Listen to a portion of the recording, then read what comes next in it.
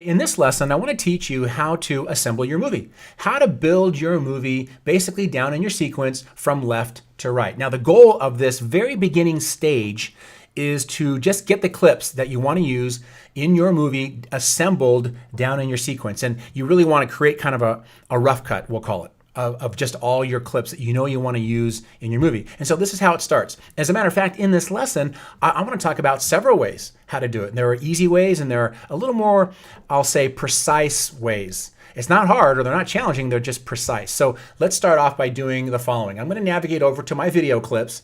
And in my case, I have this video clips folder or bin, and I'm going to open it by clicking on the triangle. And I'm going to double click on the first clip, and that'll load it into the source window. Now I could have just mouse clicked and dragged it over. That'll do the same thing. And then there's my first clip, or at least the clip I think I want to use first. And after I watch it, I could push play after I watch it, and I decide, okay, this is going to be my first clip. I'll mouse click and I'll drag it down into my sequence, and notice how I can place it in layer 3, 2, or 1, same with audio. And I want it to start at the very beginning of my sequence, so I'm going to bump it up to the beginning. And that's how I get those triangles there that indicates there's no gap. So I'm going to let this clip go and watch what happens. Clip mismatch warning appeared. This window is basically, or this warning is telling me that the sequence settings do not match the parameters of the video clip, meaning these two are different. The frame rate, the resolution, the codec of the sequence, of the existing sequence are different from that of the video clip. So you have a couple of choices.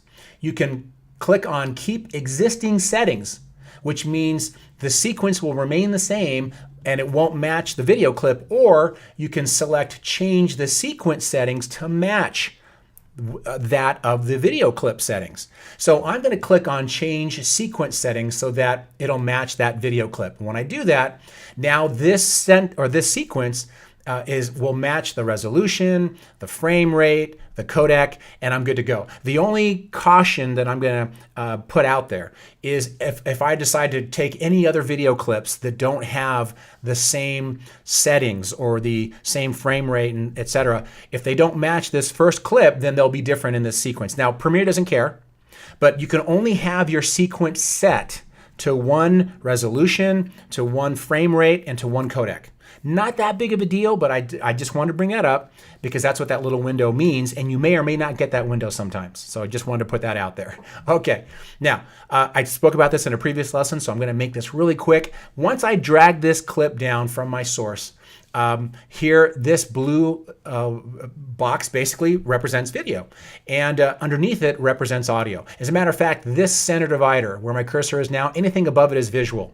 Anything below it is audible. I could have video clips up above, photos, graphics, titles, etc. Underneath, below it, I could have not just the audio, but I could have music and voiceover and sound effects, and they'll always exist below. So keep that in mind. Now, as an editor, you may want to see more information than just these boxes, right? They don't show you a whole lot. They do tell you the clip name, but I want to see more. So I'm going to navigate over here to this divider in between these layers, and I'll mouse click and drag straight up. And when I do that, I'll make more room so that I can see a thumbnail. This represents the very first frame of this clip. And I'm going to do the same or something similar to the audio, right? I'm going to expand these layers, and now I see the footprint or the waveform of the audio. And as a matter of fact, this line here represents volume. I can mouse click and drag that up or drag it down to increase or decrease the volume. And of course, I can do something different, not different, but I can change the opacity by dragging this line up and down in the video layer. And if I drag it all the way down, then I won't see the video at all because it's disappearing.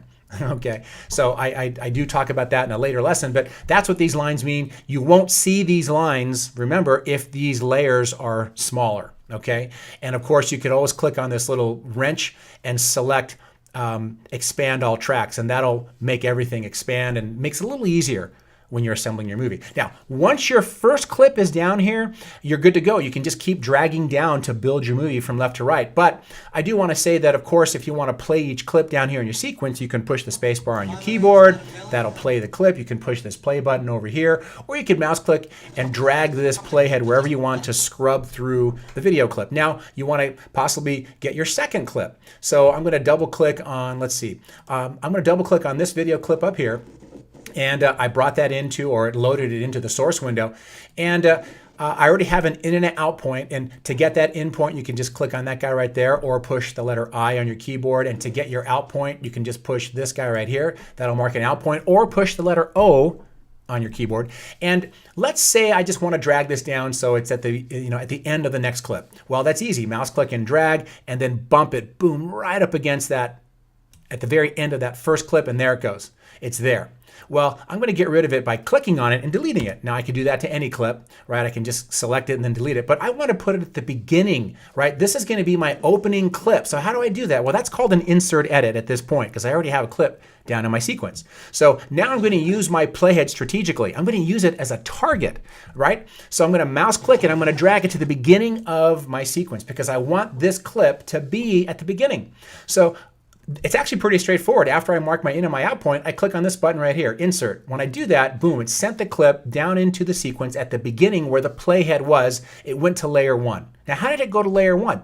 Because this blue box was parked in layer 1. If I click and it's in layer 2, or I click here and I put it in layer 3, watch what happens when I hit insert again. Boom, it sends it to the third layer, which I don't want. So I'm going to undo that. And that's what these guys do here. As a matter of fact, let me explain this. These blue boxes represent whatever is sitting in the source window. I've got one source of video and two sources of audio. This is just really the target side. Or when I drag this up to a different layer, that sets the target. Now, there are other parameters here that will also determine how, when I hit insert or overwrite, which is what I'll talk about in just a moment, how that will react. But basically, to keep it simple, this item here, if it's in layer 3, 2, or 1, will decide where the video goes, and actually same for audio. I can do the same thing for audio if I mouse click or drag and I want to insert. Let's say I've dragged or I put my playhead there and I hit insert. Audio now went down to 2 and 3, and video stayed in 1 because that's where this source was parked. Okay, so I'm going to undo that. And I'm going to drag this back up, mouse click, and drag that over there. And let's continue to build our movie. Now, I may want to put black at the beginning of my movie. Okay, that just makes sense to me. So I'm going to park my plate at the beginning of the sequence again. And because I already created black in a different lesson, here it is, there's black. I'll double click on it. And when I do that, of course, it loads up into the source window, and I'll mark an in point. And I may want this to be a certain duration. So just to speed this up, I'm going to drag this forward and mark an out point. So I push the letter I and the letter O on my keyboard, and I want to insert this into the beginning of my sequence. Now, as long as my playhead is set to the right spot, and as long as this is set to the right layer, keep that in mind, I could do the following. I could mouse click and drag this over to a shortcut that appears in the program window. Now, by default, you'll see, I know it's hard to see, it says drop to overwrite, or in my case, it says use command to insert. Yeah, you'll see something different on a PC there. So I'm going to push the command key, and look how that changes. And when I let everything go, boom, you can barely see it. In fact, let me zoom in. It sent that black 1-second clip to the beginning of my sequence. And I could just add a transition like a dissolve so it fades up from black. And so I'm doing some insert editing, right? Wow, that's actually kind of cool. Let me grab this and zoom out. So as I continue through my sequence, what if I wanted to do an overwrite edit to assemble down into my sequence? So this surfer here in this interview is talking about how the waves were, kind of small. Wouldn't it be nice while he's talking to cut to himself surfing, or to show himself surfing? So I'm going to go over here and double click on this clip, and I happen to have a clip with in and out points already that I want to use.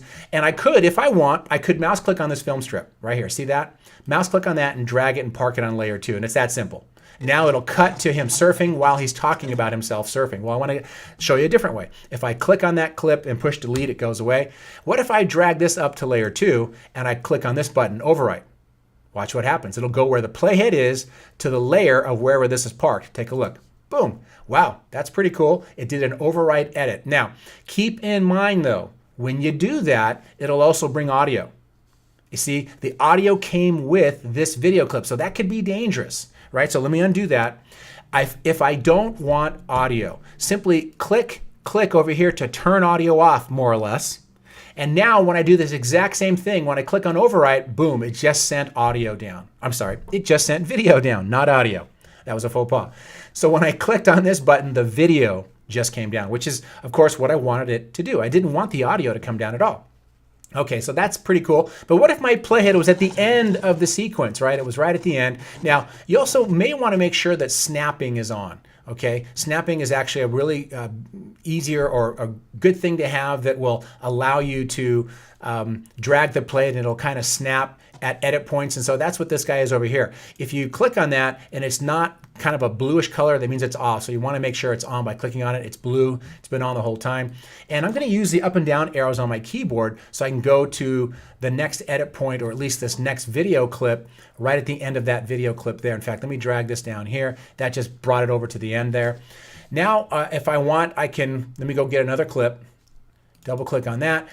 This already has in and out points. I could simply mouse click on this and drag it over here to the overwrite and it'll put it at the end, which is fine, but look how it only did video because audio was turned off, or at least I didn't have these on. Now, if I had done the same thing with video, if that was off and I drag this over, what do you think will happen? Right? Not only does that shortcut appear in the program window because I clicked and I dragged that clip from the source window and I let it go, just audio went down. Wow. So there's a lot going on here. In fact, let me undo that. In fact, I'll get rid of that by clicking on it and pushing delete. As I go through all these different methods, boy, there's a lot. You could do something as simple as clicking right from your project, right? Drag it and drop it into your sequence. As long as you have the following done, you must have this video, and if you want audio, audio 1 and audio 2 turned on.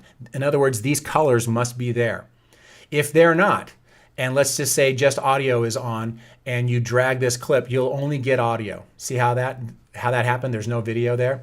So if you want video and audio, make sure these are on. Mouse click and drag and you'll get both. Now when you do that, of course, you will continue to assemble your movie. You can drag the play and play through your movie. What if you saw something over here in the media browser and you want to drag it from this? You can do the same thing. You can mouse click on a clip, drag it right from there, and boom, put it in your sequence. And if it wasn't already imported, it'll import it. It'll import it into your project if it's not already. If it is, it won't double import. It'll already recognize that you've already imported it, and you can simply, either grab it and drag it into your sequence from your media browser, or you can find it up here, mouse click and drag it down into the sequence from here as well. Now, a couple of other quick things. If you want to see different versions of how the clips appear in your project tab, you can click on this guy right here. This will give you an icon view, and then you go into your bin, double click on your bin, and you'll see these large thumbnails will appear, and you can adjust the size of those thumbnails by dragging this to the right or to the left. And notice how they'll shrink based on wherever this is. And if you want to put this back over here, you can just click on this, drag this up, and notice how there's a faint purple line back there. When I let it go, then I'll have this tab open and I can quickly go through these clips as I'm assembling my movie, drag my playhead over it. I know I spoke about this in a previous lesson, but I can just drag my playhead over all these clips and decide, hey, do I want this clip? If I do, mouse click and drag it down into your sequence. And there it goes. Now, I could shift click on a group of clips and drag those down and assemble my movie all with a bunch of clips. That's really handy. Now I've got all these clips that I took down as a group because I shift clicked on a bunch of them and dragged them down into my sequence. In fact, you can do that when this is in list view as well, right? So if I click on this right here, list view, I could do the same thing. You see how these are all selected? I could have done it there as well. It just helps when you're in icon view. Okay, so very handy. Last but not least, as you're dragging clips down, again, you want to either double click and preview the clips here in the source window and then drag them down, or if you're very familiar with your clips, you can drag them straight from the bin. If you have the icon view on, this will also give you familiarity with all your clips, or you could also take clips from your media browser into your sequence. I mean, Premiere offers so many different options that you can just assemble your movie from all kinds of different areas within Premiere, within the interface. And then of course, you also want to make sure you don't have any gaps. And I notice there's a gap right there in my sequence, so I'm going to zoom in and I'm going to click on the selection tool, make sure I have it selected, and I'll click on the gap, push delete on my keyboard, and then that goes away. And I'm going to zoom back out, and there we go. That is how you begin to assemble your movie. And I showed you a little bit about insert and a little bit about overwrite. We really covered a lot of stuff, a lot of good stuff in this lesson to get you going and to start or begin to assemble your movie within your sequence.